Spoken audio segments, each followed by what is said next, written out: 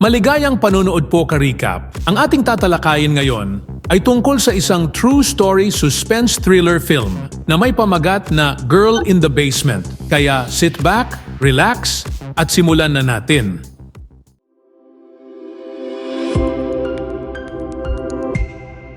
Nagsisimula ang pelikula mga ka-recap sa eksenang nagmamadaling isinugod ni Don sina Maria at Sarah sa ospital. Halatang balisa si Sarah habang pasigaw niyang sinisisi si Don dahil hirap nang huminga si Maria. Pagdating nila sa ospital ay mariing inutusan ni Don si Sarah na kumalma. Ngunit lalo pang lumala ang kalagayan ni Maria habang nawawalan siya ng hininga at nagsimula ng magmamadali ang mga doktor upang mailigtas siya. Maya-maya ay bumalik ang eksena sa nakaraan. 20 taon na ang lumipas. Magkasama ang pamilya ni Don sa hapagkainan at nagpapasalamat siya sa masarap na pagkaing inihanda ng kanyang asawang si Irene. Habang kumakain, ay nagsabi si Sarah na aalis siya upang dumalo sa isang party. Ngunit mariing tinutulan ito ni Don at pinaupo siyang muli.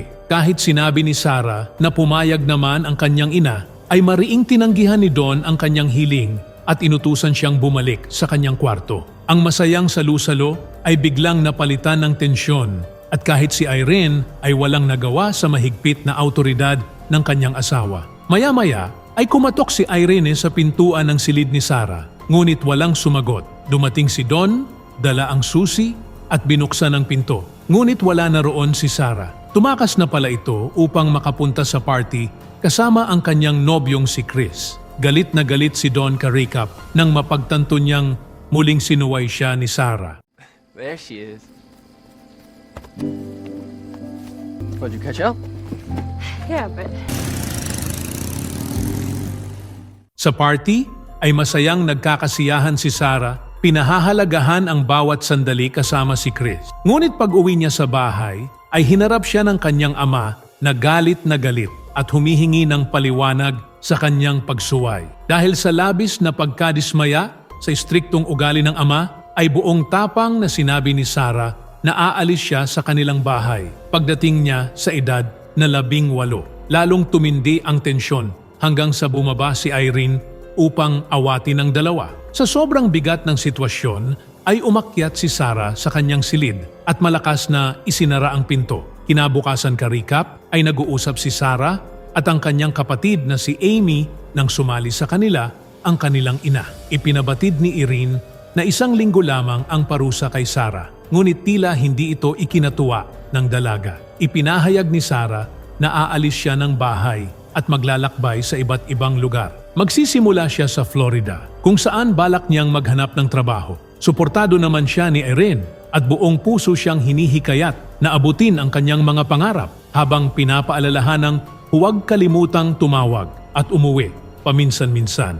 Ngunit sa di kalayuan ay nakikinig pala si Don sa kanilang usapan. Lalong nag-alab ang galit niya nang marinig ang plano ni Sarah. Tahimik siyang bumaba sa basement at pinag-isipan ang kanyang susunod na hakbang. Sa ilalim ng basement ay may nakatagong lihim na silid, isang lugar na siya lamang ang nakakaalam. Kalaunan, habang naghahanda si Irene na lumabas upang mamili, ay inimbitahan niya si Sarah na sumama. Ngunit abala ito sa pakikipag-usap kay Chris, kaya tumanggi. Dahil dito, ay sinamantala ni Don ang pagkakataon at tinawag si Sarah upang tulungan siya sa basement. Dahil nagtitiwala siya sa ama, ay sumama siya nang walang pagdududa. Ngunit pagdating nila sa lihim na silid, ay biglang ikinandado ni Don ang pinto. Dad, what do you do? Let me out! Ang silid ay soundproof ka-recap at walang makakarinig sa mga sigaw ni Sarah. Kinagabihan ay nag-aalala na si Irene, kaya tinawagan niya ang lahat ng kaibigan ni Sarah. Ngunit wala ni isa ang nakakaalam kung nasaan siya. Lalong kinabahan si Irene at nagpumilit na tumawag ng pulis kahit paulit-ulit siyang pinapakalma ni Don at sinasabihang ayos lang ang lahat. Hindi ito pinakinggan ni Irene at inutusan si Amy na tawagan si Chris habang siya naman ay tumawag na sa mga autoridad. Sa ika-4 na araw ay bumaba si Don sa lihim na silid upang silipin si Sarah. Pilit itong lumalaban at sinusubukang makatakas, ngunit hindi niya mabuksan ang mabigat na pintuan. Marahas siyang itinulak ni Don pabalik sa loob at malamig na sinabing, mula ngayon, lahat ng kanyang gagawin ay kontrolado na niya. Binalaan pa niya ito na kapag siya ay sumuway ng 3 beses, ay automatikong mapuputol ang kuryente at hangin sa silid. At sa isang nakakatindig balahibong sandali, ay tuluyan niyang sinaktan at pinasarapan ang sariling anak. Hey!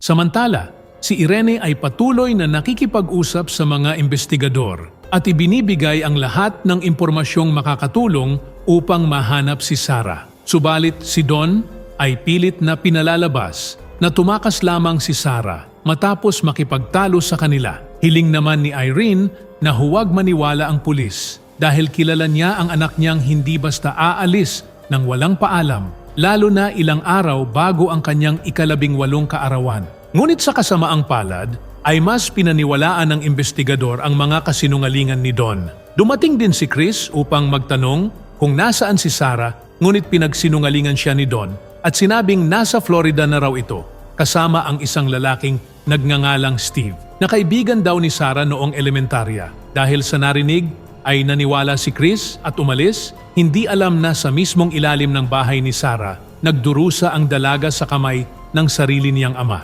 Sobrang nalungkot si Sarah matapos maglaho ang pangarap nilang makalipad pa Florida ni Chris. Sa loob ng nakakubling silid sa basement ay tiniis niya ang 21 araw ng paghihirap. Pagsapit ng kanyang kaarawan ay dinalhan siya ni Don ng cake at isang set ng pulang bestida at sinabing isusuot niya ito. Nang hingin ni Sarah ang kanyang orasan para malaman ang oras, agad tumanggi si Don at sa halip muli niya itong pinagsamantalahan. Nagpumiglas si Sarah sa pag-asang makakatakas na siya, ngunit mabilis siyang natalo ni Don. Ibinangga pa siya sa pader at muling inabuso.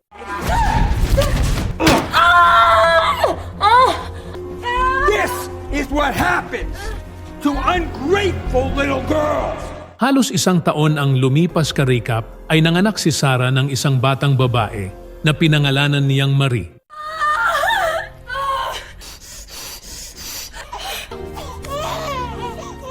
Itinuturing na ni Don si Sarah bilang ikalawang asawa at pilit siyang pinagbibigyan sa lahat ng kanyang kagustuhan doon mismo sa makitid na silid. Lumipas ang 4 na taon ay lumaki na si Marie at muli na namang nagdadalang tao si Sarah. Sa desperasyon ay nakiusap siya kay Don na 3 na sila, kaya papayagan na ba silang makalabas. Ngunit mariin siyang tinanggihan ni Don at nanatili pa rin silang nakakulong sa impyernong silid na iyon. Sa puntong ito ka-recap ay dahan-dahang nawawala ang pag-asa ni Sarah. Pagkatapos ay iminungkahi ni Irene kay Don na mag-hire sila muli ng private investigator.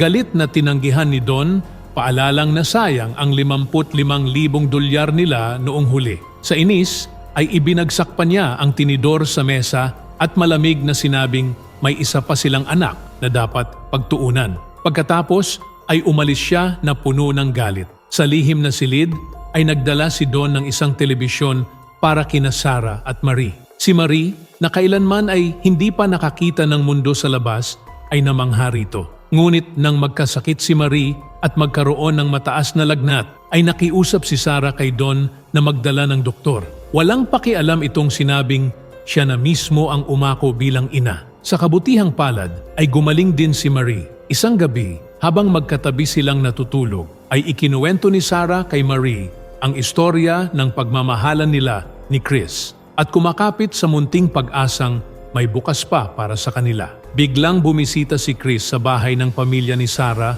at nasalubong si Amy, ang nakatatandang kapatid. Sa kanilang pag-uusap, nabanggit ni Chris ang pangalang Steve, dahilan para magtaka si Amy. Ibinunyag ni Amy na wala silang anumang balita kay Sarah mula nang siya ay mawala at ipinagtapat niyang matagal na niyang pinaghihinalaan si Don na may kinalaman sa pagkawala ng kapatid niya. Malinaw ang takot at galit sa kanyang tinig. Sa loob ng nakatagong silid ay unti-unti nang hindi mapakali si Marie. Namumulat na siya sa mga tanawing nakikita sa telebisyon, mga parke, masayang tao sa labas. Mga bagay na kailanman ay hindi niya pa naranasan. Ginagawa ni Sarah ang lahat para patahanin siya. Nakikipaglaro siya kay Marie at sa kanilang bunso na si Michael, pilit na tinatakpan ang katotohanang sila'y bihag pa rin. Nangangarap na baka isang araw ay may paraan siyang mailigtas sila. Nang matuklasan ni Irene na nagsinungaling si Don kay Chris tungkol sa kinaroroonan ni Sarah, ay agad niya itong hinarap. Sa gitna ng matinding pagtatalo, ay pumanig si Amy sa ina. Pinagtibay ang hinalang si Don mismo ang may sala. Nagpasiya si Irene na siya na mismo ang magpapaimbestiga kahit ano pa ang mangyari. Sa sobrang galit at pagkadismaya ay nagkagulo siya sa bahay at nagtatapon ng mga gamit si Don. Sa gitna ng kaguluhan ay sinubukan siyang pakalmahin ni Don.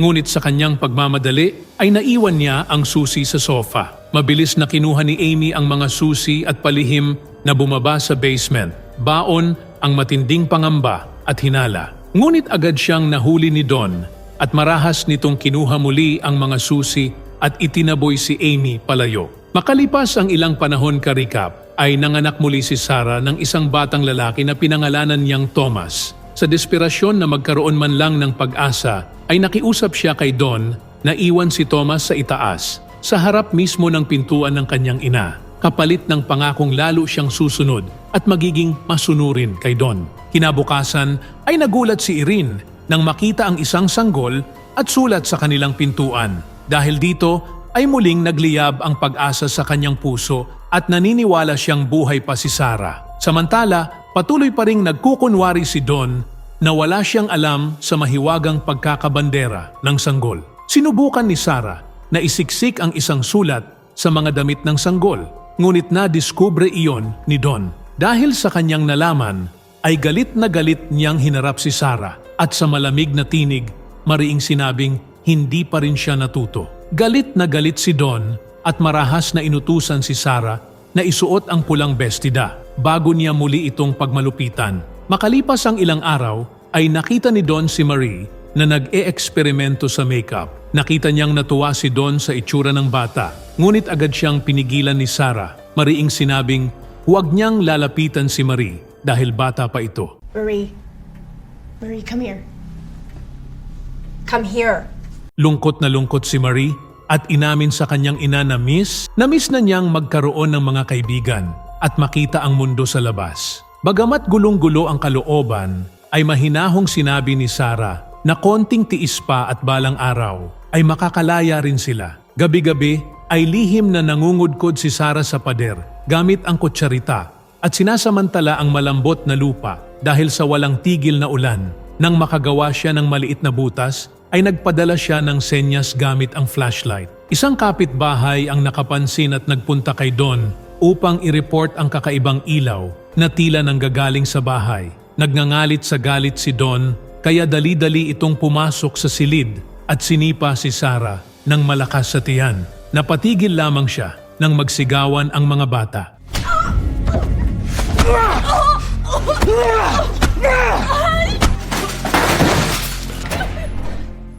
Dahil sa matinding pananakit ay nalaglag ni Sarah ang ika-4 sana nilang anak. Inabot niya sa kamay ni Don ang wala ng buhay na sanggol na malamig nitong ibinaon sa likod bahay na parang walang nangyari. Pagbalik sa silid ay tinangka ni Don na lokohin sina Marie at Michael at sinasabing nakakulong sila dahil kasalanan lahat ni Sarah. Nagalit si Michael at muntik ng suguri ng ama, ngunit pinigilan siya ni Sarah. Umiiyak na humihingi ng tawad kay Don para hindi na lumala pa ang sitwasyon. Dahil dito ay lalo pang nagalit sina Marie at Michael kay Sarah at hindi nila maintindihan kung bakit ito patuloy na nagpapasakop kay Don. Hindi na kayanan ni Sarah ang bigat ng lahat at nagwawala siya sa loob ng silid. Winasak ang lahat ng kanyang mahawakan bago tuluyang gumuho sa pag-iyak.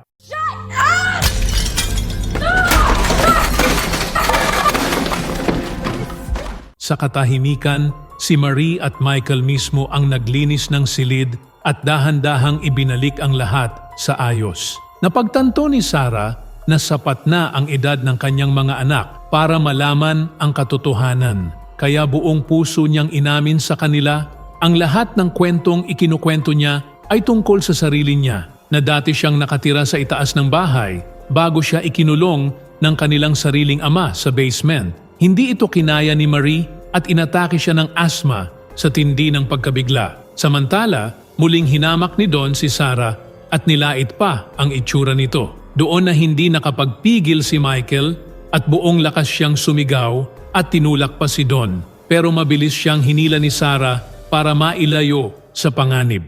Michael! Michael! Nagngit-ngit si Don at sa sobrang galit at pinutol ang kuryente ng silid at iniwan silang lahat sa dilim. Di nagtagal ay nalugi si Don at natanggal sa trabaho. Lalong nag-init ang ulo ni Eren nang madiskubreng wala nang natitirang pera sa bangko. Kasabay pa nito ang notice ng foreclosure sa kanilang bahay. Sa sukdulang kabaliwan ay naglatag si Don ng tubo upang magpasok ng usok mula sa sasakyan papasok sa nakatagong silid at balak silang lasunin. Ngunit bago niya maisagawa iyon ay biglang dumating si Thomas at inosenteng nagtanong kung ano ang ginagawa ng ama. Niyakap siya ni Thomas at pansamantalang nahinto ang nakatakdang trahedya. Ngunit dahil sa naipong usok ay inatake ng matinding asthma si Marie. Dahil abala pa si Don sa isang event sa itaas, ay nahuli siyang bumalik sa silid. Pagbalik niya ng hating gabi ay dinatnan niyang habol hininga si Marie. Nakiusap si Sarah, luhaan at desperado, dalhin si Marie sa ospital at nangangakong mananahimik siya basta mailigtas lang ang anak. Kaya dinala ni Don sa ospital si Marie at iniwang nakakulong si Michael sa silid. Pagdating sa emergency room ay halos mamatay na si Marie, ngunit milagrosong nakarecover ito. Clear. Got her. Habang pinupunan ni Don ang contact information sa form, ay sinadya ni Sarah na mabuhusan ng tubig ang mga papel. Tumayo si Don upang kumuha ng bagong form. Ngunit sa mismong sandaling iyon ay lumapit si Sarah sa isang nurse at pabulong na humingi ng tulong. Agad siyang iniharap sa mga autoridad at doon mismo ay inaresto ng pulis si Don. Sa wakas ay muling nagkita si Sarah at ang kanyang pamilya. Magkasamang naglalaro ang tatlo niyang anak habang sila ni Irene at Amy ay tahimik na nagmamasid, puno ng luha ngunit may kapayapaan na. Hindi inaasahan ay biglang dumating din si Chris. Tahimik silang naupo ni Sarah at paulit-ulit na sinalaysay ang mga pangarap nilang naudlot. Humingi ng tawad si Chris dahil hindi niya hinanap si Sarah ng mas maaga. At inilabas nito ang isang pink helmet na matagal na nitong binili para sana kay Sarah. 20 taon na ang nakakaraan at dito nagtatapos ang pelikula, mga ka-recap. Kung nagustuhan nyo ka-recap ang movie recap natin ngayon, ay inanyayahan kita na mag-subscribe at pakipindot na din ng notification bell para palagi kang updated sa mga susunod naming videos. Maraming salamat sa panunood. Cheers!